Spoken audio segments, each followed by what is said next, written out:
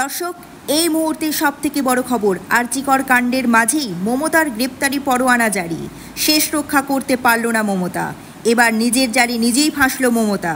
হ্যাঁ দর্শক, এই মুহূর্তে সবথেকে বড় খবর এবং পরবর্তী গুরুত্বপূর্ণ খবর সবার আগে পাওয়ার জন্য অবশ্যই আমাদের চ্যানেলটি সাবস্ক্রাইব করে আমাদের সঙ্গে যুক্ত থাকবেন।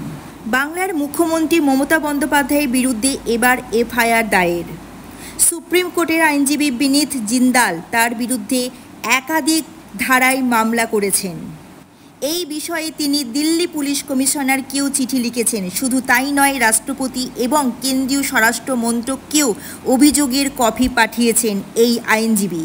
গতকাল মেয়র রোডে তৃণমূল ছাত্র পরিষদের প্রতিষ্ঠাতা দিবসের দিন সভা থেকে মমতা বন্দ্যোপাধ্যায় যে বক্তব্য রেখেছিলেন তা উস্কানিমূলক বলে অভিযোগ ওঠে। বাংলা জ্বললে অসম, বিহার, ঝাড়খণ্ড, দিল্লি জ্বলবে, এমনই মন্তব্য করেছিল মমতা বন্দ্যোপাধ্যায়।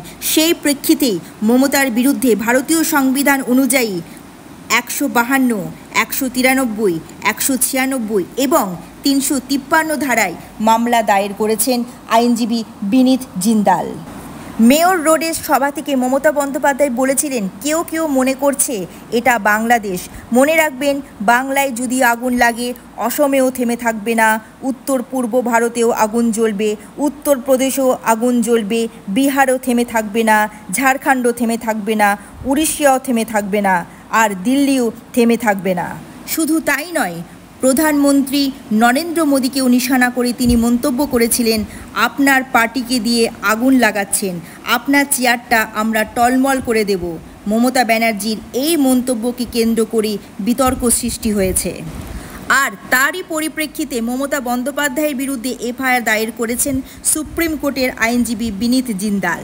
আর এই প্রসঙ্গে আইনজীবী বিকাশ রঞ্জন ভট্টাচার্য জানিয়েছেন, একেবারে সঠিক সিদ্ধান্ত নিয়েছেন আইনজীবী বিনীত জিন্দাল। উনি একজন মুখ্যমন্ত্রী নন, উনি একজন মূর্খমন্ত্রী।